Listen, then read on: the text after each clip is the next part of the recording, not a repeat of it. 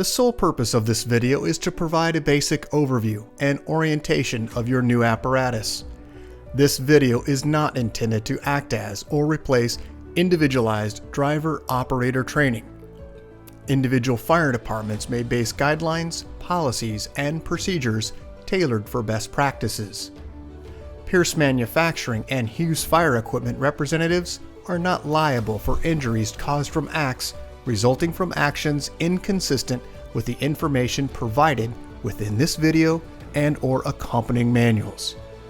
Refer to the Operation and Maintenance Manual for complete details relating to the components and features of this apparatus.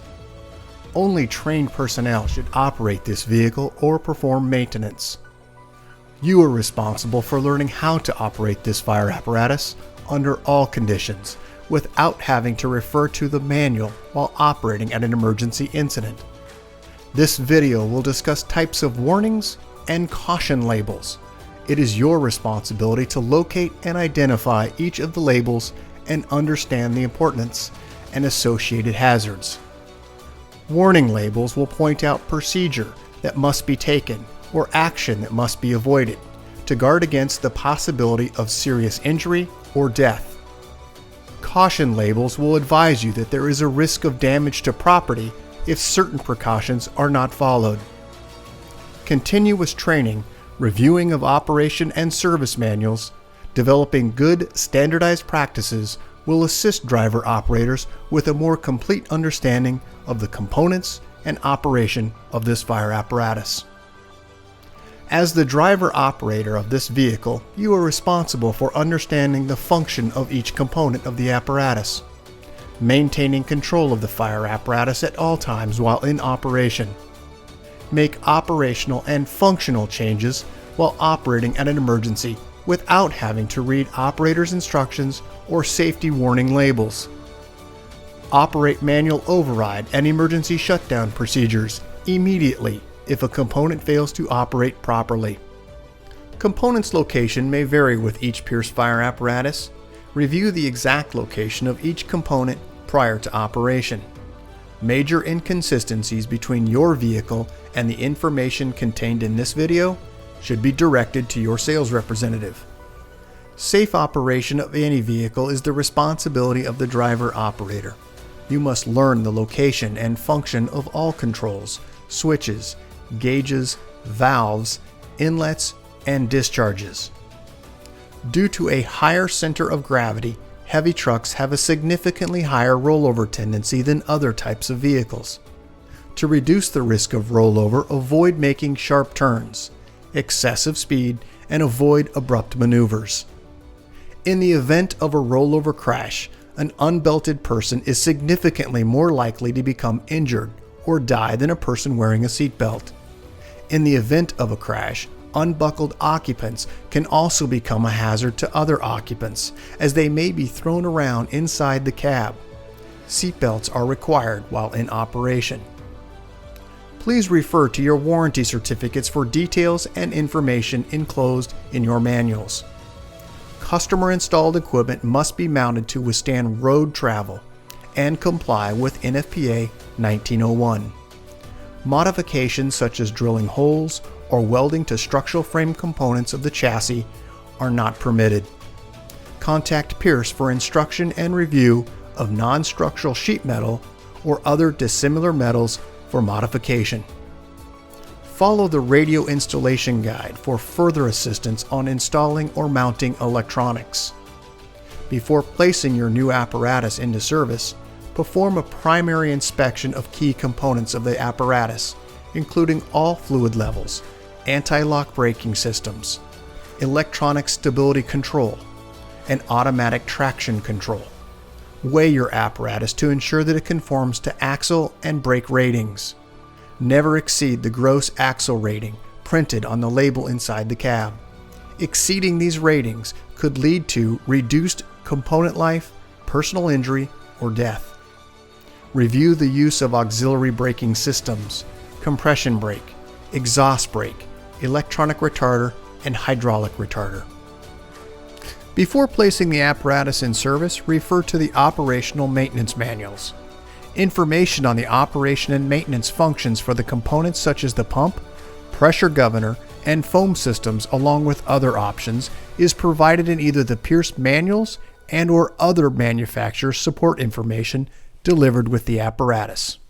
If you need more information, please contact Hughes Fire Equipment. Congratulations, Pascua Pueblo Fire Department, Arizona, on your new Pierce fire apparatus, job number 36200. Please utilize this 5-digit job number when referencing your apparatus with Hughes Fire Equipment and Pierce Manufacturing. Let's get started on a brief orientation.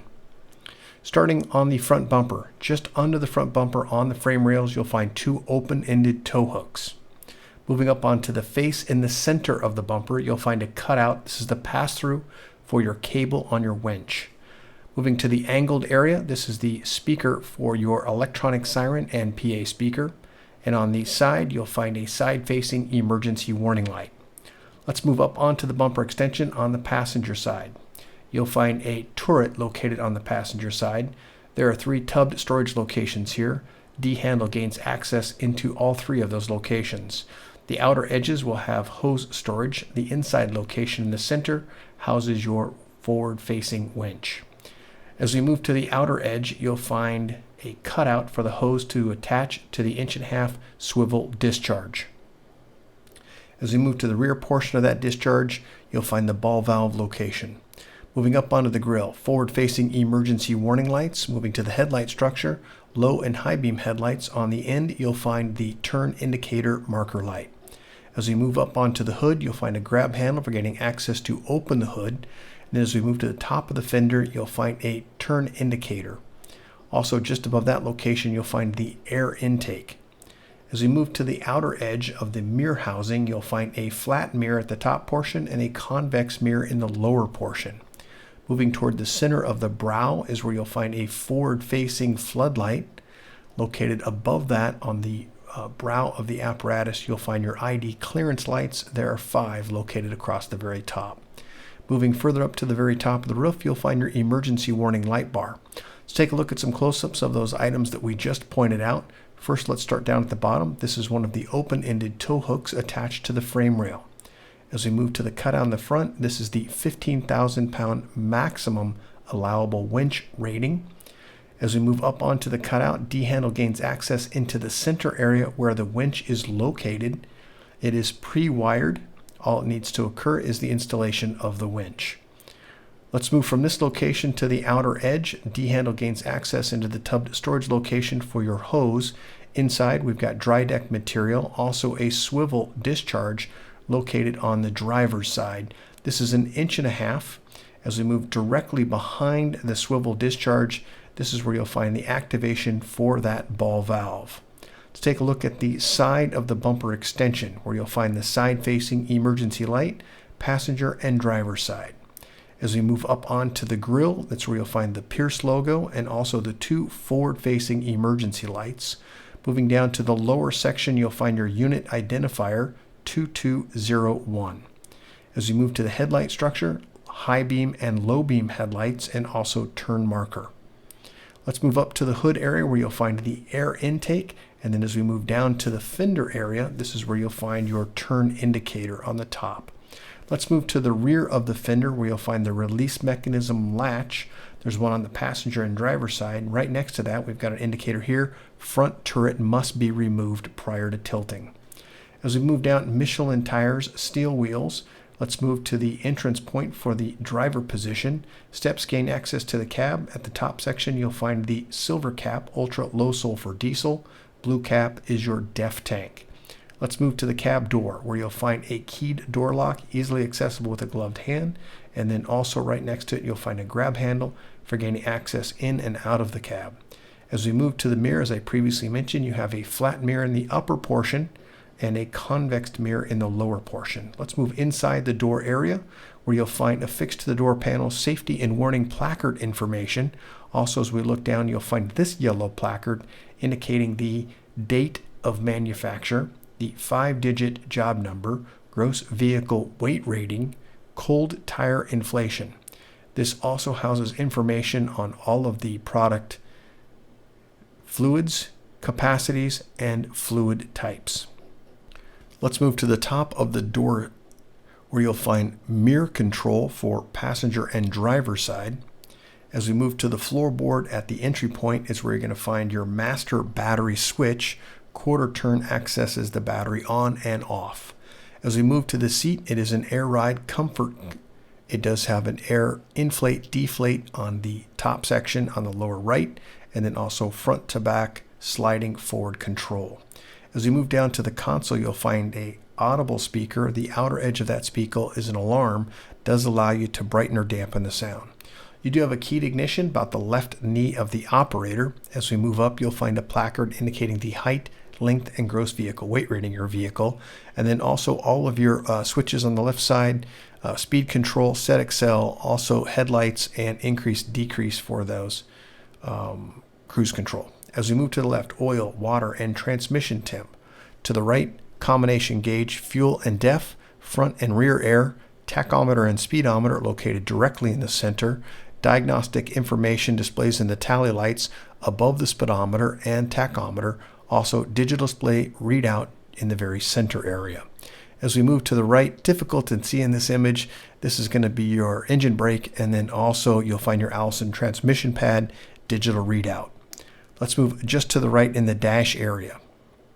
We're going to find your regen information switch, and then also yellow diamond, which is the pull to apply your system parking brake, and push to release. As we move to the right, we have a setting switch for low range and high range. All the way to the right, we have an all-wheel drive locked switch.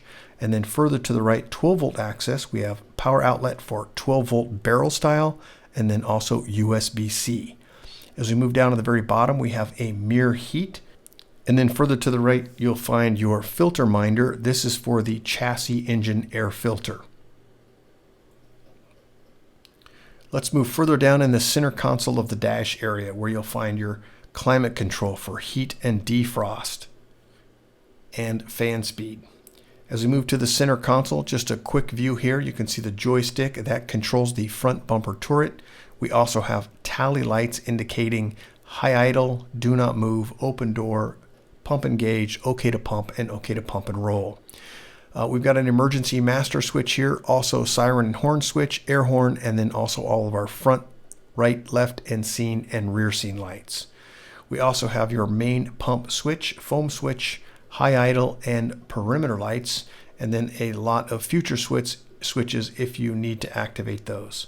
Air horn push button. As we move to the right, we're going to find our siren control module head and also PA speaker system. We do have a pressure controller. This is the Pierce on-off and also displays information in the digital display. As we move down, we have an electric primer push in the center, also a Pierce digital pressure readout for that pump pressure, and also a water level gauge indicator. Let's move to the rear where you'll find map book and resource storage locations. And then let's go ahead and go overhead in the center section of the cab where you'll find storage locations on the passenger and driver side, and then also push on and off white lens lights inside. We also have dual fans located in the very center area they're adjustable, but they're for the rear section of the crew cab. Center mounted roll-up compartment in the center. On the outer edges, we do have some exterior seats. As we move to the stepwell area, you'll find the auto eject for your shoreline power. D-handle gains you access into an additional storage area. As we move to the door panel, once again, safety and warning placard information on that door. And then also as we move inside the cab, you'll find a grab handle located on the lower right to gain access in the back. So 2 seats forward facing. Behind those seats is where you'll find when plugged into shoreline power, the battery charger is located, it will activate. To the rear section of the console, we have 12-volt outlets. These are going to be USB style. And then as we move to the exterior, we'll start at the pump panel at the very bottom section, just under the step area of the diamond plate. These are all of our color-coded and labeled discharge drains. Let's move up from this location where we'll find just a general view, and we'll go over each individual item within this area. First, let's start with the driver's side auxiliary inlet, locally controlled 2.5-inch ball valve female inlet. Air shut off, it's a rotate, and then also air inlet outlet, that chuck there. And then as we move, we have our foam draft foam tank. This is the fill location and selector for which foam system you'd like to access via on ground or on tank. Number 1, driver's side discharge 2.5 and a pressure gauge, locally controlled ball valve.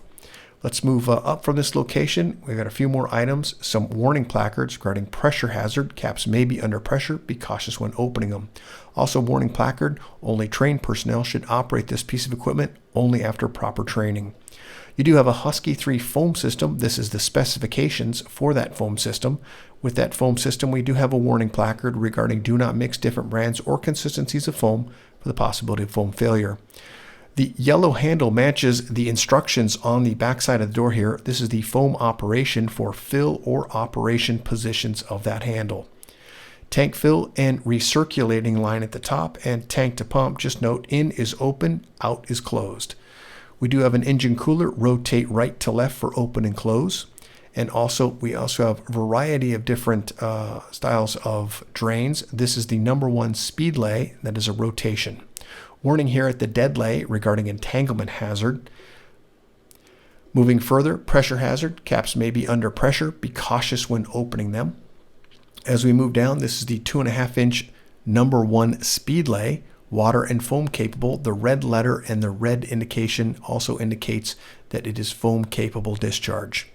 As we move to the right, this is the real discharge, water and foam capable. This is the discharge drain. Further to the right, we have an electric primer. This is the second primer. Caution, minimum of 1,000 RPMs for best practices in priming. Let's move to the top where we have our pump discharge pressure main gauge, and then also pump intake pressure main gauge.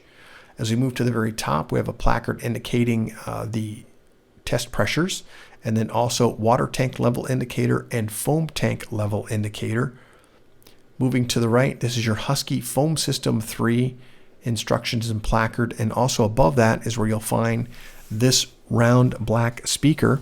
This is an audible alarm and allows you to rotate the dial on the outside edge to brighten or dampen sound.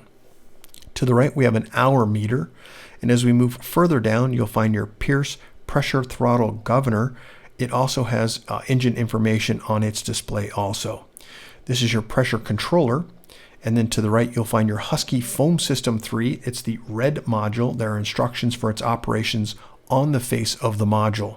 Right next to it, you'll find the pressure and also vacuum test gauge ports. They're currently plugged and are for testing purposes. Just beneath that, you'll find some switch panels here and also the real rewind. Down at the very bottom, we do have an electric primer. We previously mentioned that. Let's take a look at the very top section. This happens to be the pump rating.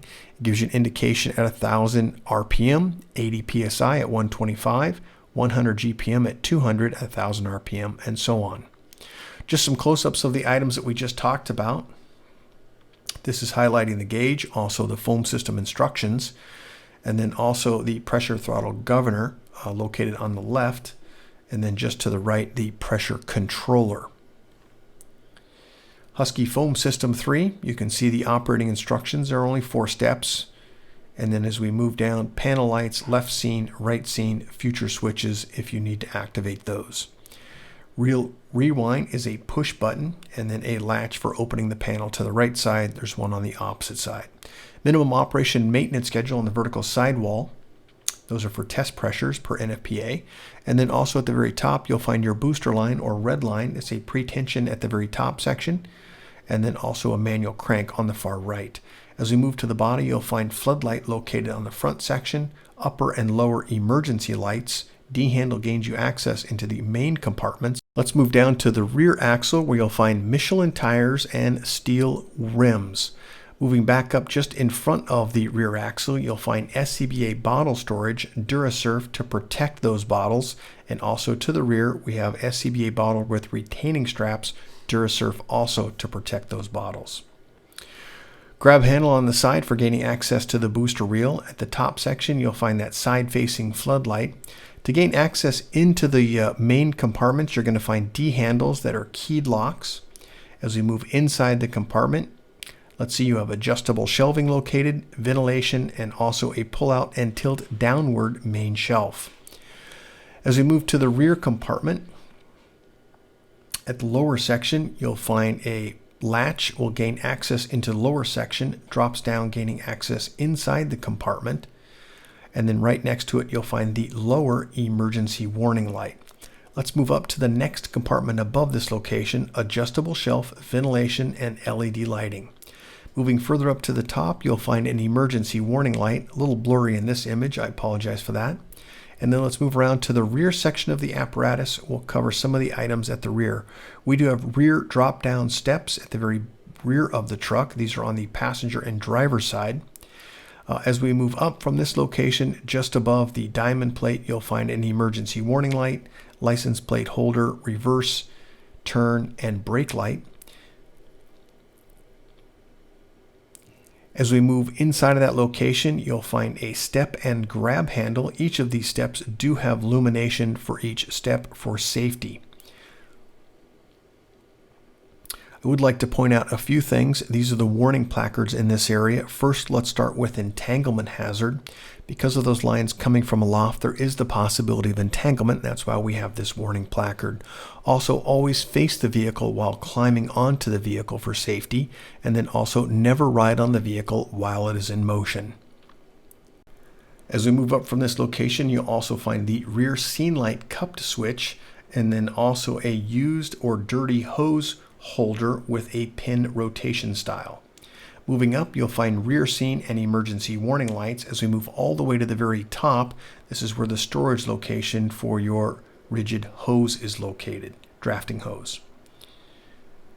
Let's move back down to the very bottom in the center area where we're going to find our discharges. This is a 2.5-inch discharge locally controlled via the ball valve. Also, we have a rear inlet, female, locally controlled at the ball valve, and then to the right we'll have an 1.5-inch discharge locally controlled also at the ball valve. We do have a warning information placard also located there. Once again, driver rear discharge 2.5-inch. As we move to the center, direct tank fill, and then as we move to the right, this is the 1.5-inch discharge locally controlled. Let's take a look at the warning level. Once again, pressure hazard. Caps may be under pressure. Be cautious when opening them. Down at the very bottom, we have additional attachment points. And then also on the very rear, the spare tire. As we move to the center compartment, LED lighting, adjustable shelf, and ventilation. Let's move just above this location where you'll find your department logo. And then also rear hose storage on the passenger side and driver side.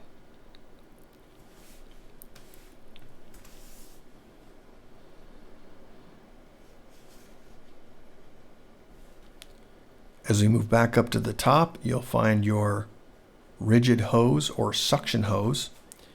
As we move down, step lights.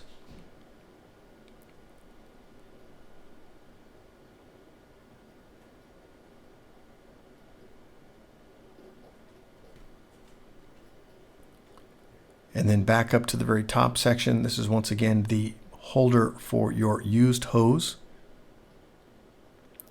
Inside the ladder compartment, we have long-handled tool storage at the top, 24-foot 3-section ladder. Let's go ahead and move around to the side of the apparatus, identify a few items. Pretty much the same layout as we have on the driver's side as we do on the passenger side. Emergency warning light, access into that rear lower compartment, mud flaps to the rear of the tires. Let's move all the way up to the very top section where you'll find the rear side emergency warning light. As we look inside the compartments, 2 adjustable shelves, ventilation, and then also LED lights inside. As we move to the rear of the axle, SCBA bottle storage in this location, Durasurf material on the lower sections and sides to protect those bottles, and also straps for safety. Once again, rear axle, Michelin tires, steel wheel. This is also the location for your exhaust. Be cautious where you park your vehicle. Extremely hot diesel exhaust temperatures do exist. As we move forward to the next compartment, tool board. D-handle gains you access to the back side of that tool board. When the tool board has been opened, it will lock into position, requiring you to utilize the release mechanism, which is directly behind on the hinge side of the mechanism. I'll point that here just to the left here at the back of the tool board, and then here's a close-up of that latch that just lifts to release. Let's move to the forward upper section here. This is going to be a side-facing scene light. Grab handle located just beneath that for gaining access to the upper portion. Let's move down to the mid section. We'll identify a few items within this area. First, let's start at the very top. Start at the very bottom, and we'll find all of our discharge drains. These are color-coded and also labeled. As we move up from this location, we've got a 2.5-inch auxiliary inlet. This is a female inlet, and it's locally controlled at a ball valve. We also have drains and also reel rewind. As we move up from this, we're going to find the discharge for the 2.5-inch, which is gated down to 1.5 inches. This is the number 2 speed lay, red letter indicating that it is foam capable. As we move up, you'll find your water strainer directly behind the cap. And then as we move just up to the very top section, an additional light for the pump panel. The rear compartment does open for long-handled tool storage. D-handle gains you access into that space. We do have a ventilation here. This is the top mount engine for your pump. And then also we have going to the front section of the cab. This is a shutoff at the ball valve for your front discharge. Underneath this location, 2 D-handle gains us access into additional storage. This is just under the cab rear position. As we're now to the front section, step lights, and then also gain access into the cab area. Front wheel, once again, Michelin tires, steel wheel. To the rear section of the rear fender, or I should say front fender, this is the release mechanism, also an informational note to remove the turret prior to tilting. On the top of the fender, turn indicator. This is the cutout here showing the front discharge line going to your front swivel 1.5 inches. As we move to the front section, forward facing flood, headlights, low and high beam headlight, turn indicator. This is the front bumper turret, which you can see the wiring for the turret, although the turret is not actively on its location. Side facing bumper extension has an emergency warning light, angled cutout for your siren, and also electronic PA speaker. Dry deck material inside, D-handle gains you access into this space. Congratulations, Pascua Pueblo Fire Department, Arizona, on your new Pierce fire apparatus, job number 36200. If you have any questions about your apparatus, please contact your Hughes Fire sales representative. Thanks and congratulations.